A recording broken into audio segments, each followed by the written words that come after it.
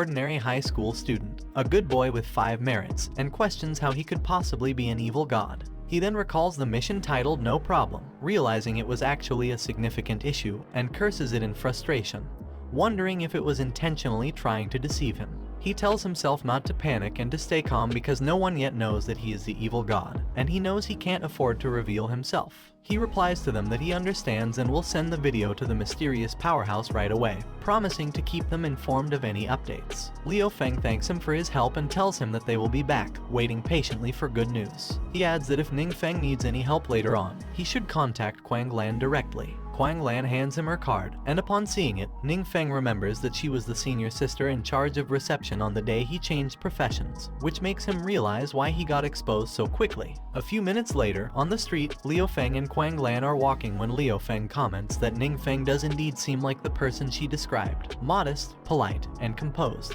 He also mentions that the official stance is to spare no expense in persuading Ning Feng to join their team if the opportunity arises. She asks him if he thinks Ning Feng and the mysterious powerhouse are the same person. Liu Feng responds evasively, asking if it matters, and states that since Ning Feng wants them to see him as a student, then that is how they should view him, and it's better for everyone that way. Moreover, giving 5 million crystal coins to a student, regardless of whether they care or not, wouldn't be considered improper in terms of etiquette. If a student becomes a mysterious powerhouse, the norms for how to treat him in the future would be unclear, and no one could say for sure. He also tells her that while the enemy is constantly getting stronger, as Shiyu mentioned, they can only dream of receiving the god's blessing, yet they don't even have the qualifications. Therefore, they should hope that the mysterious powerhouse can become their strongest support. Inside the villa, he sipped his coffee while pondering the proving skill that damaged the system yesterday. He speculated that it might be the god tracking his whereabouts. The god had shattered his absolute defense with a single strike, indicating that the god's strength had also reached the forbidden spell level, making him a formidable threat.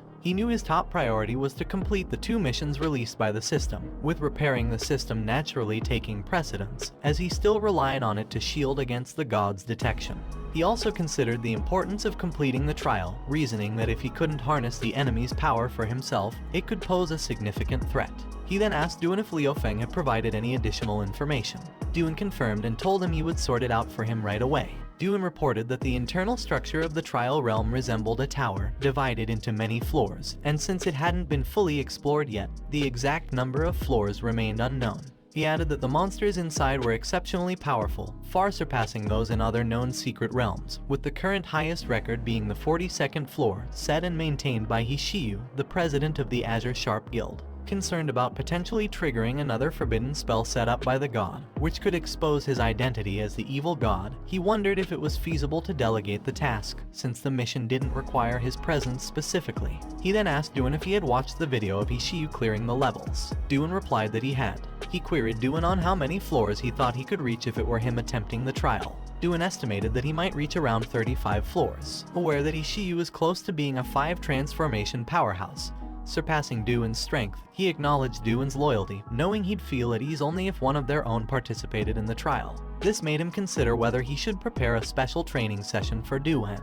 The next day, in a nondescript building, someone expresses shock as Liu Feng inquires whether the mysterious powerhouse intends to send someone to the Azure Sharp Guild to participate in the trial. Quang Lan confirms that it was Duan's reply, and he has also requested the use of their training room, stating his intention to undergo a period of intensive training.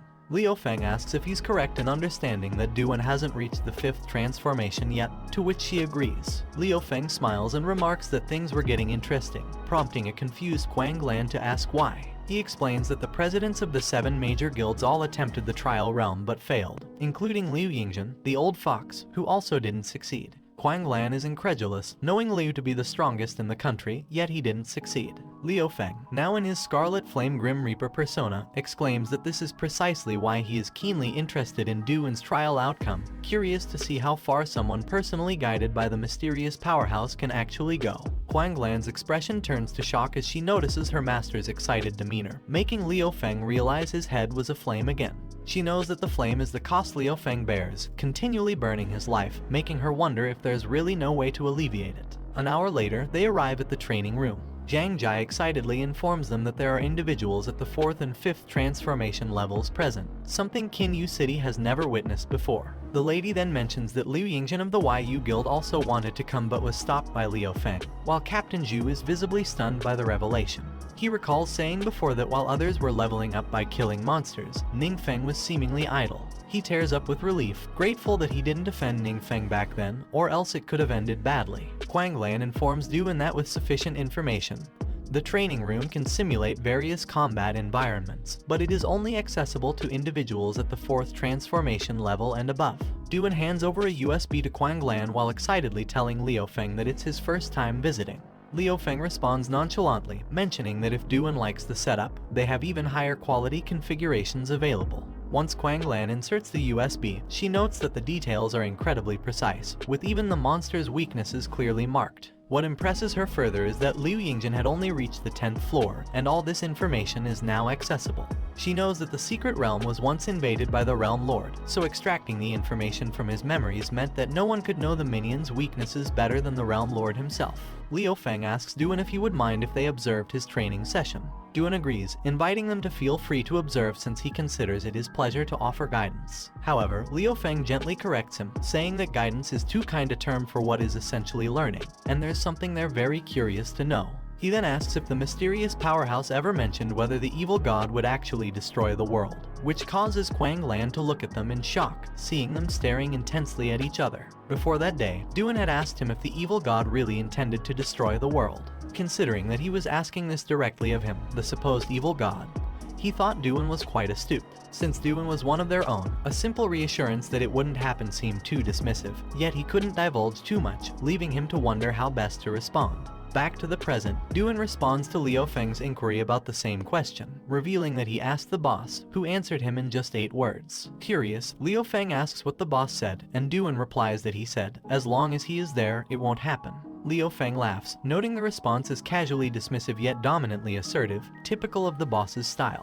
Quang Lan wonders what kind of powerhouse the boss is to not take even a god seriously, while he, on the side, is proud and thankful for his quick wit. Liu Feng then tells Duan that the next trial in the secret realm is up to him. As they observe from outside the training room, they see a simulation of a collapsed tower with Duan being thrown to the ground. Facing demons that leap to attack him, Duan screams and counters with his power. Liu Feng asks if Duan wants to come out and take a break, but Duan declines, saying it's okay and that he'll take a quick rest and then try a few more times. He thinks to himself that this opportunity Ning Feng gave him is one he cannot let go to waste. Quang Lan notes that these monsters had already exceeded the limits of the 4th transformation, and admits that she definitely wouldn't be able to pass the trial herself. Liu Feng recalls that according to Quang Lan, Ning Feng had awakened at 18 but took only a few days to complete his first transformation. This makes him wonder if Ning Feng could indeed achieve it. There might be a miracle waiting to happen with Duan. Perhaps the boss can break through the existing combat system, allowing Duan to unleash even greater strength. In that case, it would be comparable to receiving a blessing from the gods. Ning Feng realizes he underestimated the situation because he thought knowing the monster's weaknesses would give him an edge in passing the trial.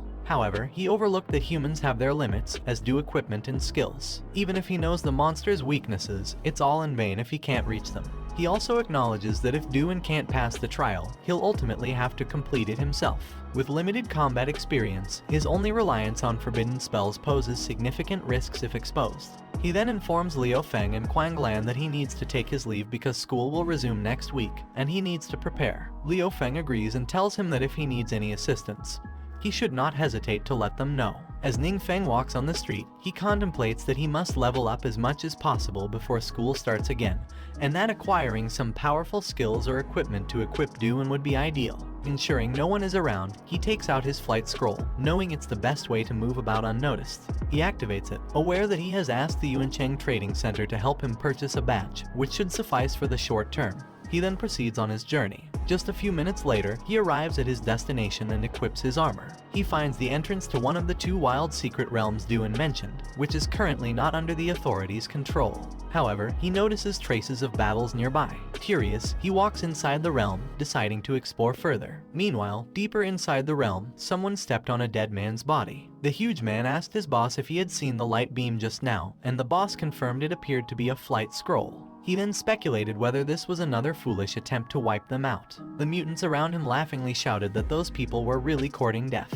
The boss then declared that they should let the humans come because the more there were, the greater the offerings to present to their esteemed demon lord. He proclaimed that thanks to their efforts, their great demon lord had accumulated enough power, and today would mark the day of the demon lord's arrival, a day they had all been eagerly anticipating, prompting cheers of excitement from the crowd. On the other hand, the dead man had a communication device on his shirt that allowed his team outside to hear everything.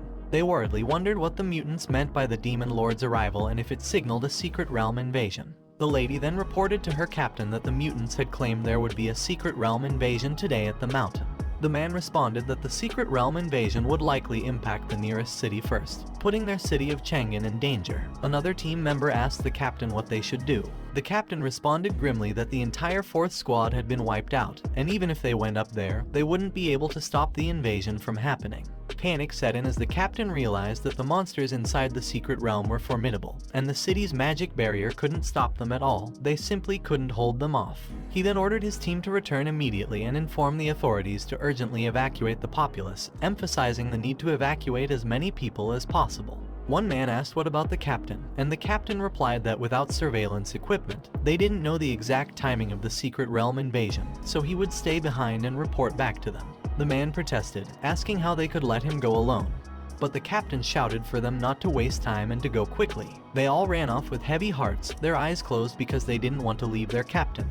But they had no choice. The captain looked up, his expression tense, and muttered, "Why today of all days?" He then called his child, trying to sound calm as he explained that there might be an emergency drill later, but she shouldn't worry and should listen to her mother. His child asked him where he was, and he replied that he was busy working and they would talk later. After hanging up, his phone rang again. It was his child calling back. He answered, and his child asked why he had ended the call when she hadn't finished what she wanted to say. He softened, asking what she wanted to tell him, and she wished him a happy birthday just as a surge of dark power erupted from the secret realm above him. Meanwhile, his team was speeding back to their city, one of them asking if the intense power of darkness was a sign that the secret realm invasion had begun. They all worriedly thought of their captain, left crying alone in the forests. At the secret realm's entrance, the mutant boss shouted about the great power and how the great demon lord would surely grant them more favors. Within the secret realm, he walked until he discovered a book titled Ice Cold Arrow, an extremely potent frost dark forbidden spell that summons an endless ice calamity, sweeping a cruel chill across the world. He knocked on the ice near him, pleased to find that the experience points from the monsters there were quite generous, as he leveled up to level 37 in one go. Realizing it was time to learn some new skills, he opened his system and decided to learn that one. A moment later, the portal deeper into the realm opened, and the mutants knelt down, welcoming the demon lord. Someone walked in. It was him, absent-mindedly picking his nose, utterly confused. The mutant stared in shock, and as he realized what was happening, he blurted out, asking what the hell was going on. The mutant boss demanded to know where the demon lord was, noting that the demon lord was already trapped inside the ice, cold and still. The boss observed that he didn't recognize them and concluded that he was neither the incarnation of the demon lord nor any guardian. He noted the stranger's unusual attire and wondered how he dared to appear there alone. Remembering the earlier use of a flight scroll, the boss speculated that he might just be an opportunist, seeking to pledge loyalty to the demon lord but frightened away by the powerful darkness. The boss asked him if he was there to pledge loyalty to the demon lord, to which he flatly replied no.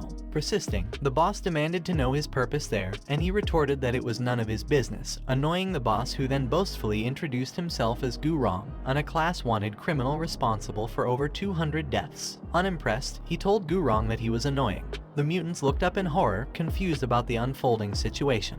He decided to demonstrate the power of the forbidden spell he had just learned, fear-probing skill, Sorrow of Abuse. This dark forbidden spell plunged enemies into an illusion, revealing all their weaknesses and inflicting merciless torture based on those revelations. He noticed Gurong's weaknesses, a hidden shoulder injury caused by a long-term incorrect skill combination, which decreased Gurong's strength and agility by 5% and reduced his skill effectiveness by 20%. Amazed at the detail in which the weaknesses were listed, he realized that in front of this skill, all enemy weaknesses would be exposed. When Gurong noticed his intense gaze, he challenged him to either fight or back off. Gurong, infuriated, shouted that he was courting death. His members joined in the chant to kill him, but suddenly they all fell silent, their expressions shifting to fear as they noticed that their surroundings had darkened ominously. They then saw an evil entity smiling down at them from above before it launched an attack on Gurong's injured shoulder. In the illusion, he realized he could manipulate the environment to repeatedly exploit the trapped enemy's vulnerabilities, much like a demon toying with helpless prey, thus the name, Sorrow of Abuse. He thought, despite the torturous nature of the skill, being able to discern weaknesses could be quite advantageous for exploiting them. A moment later, the captain reported back to his team, noting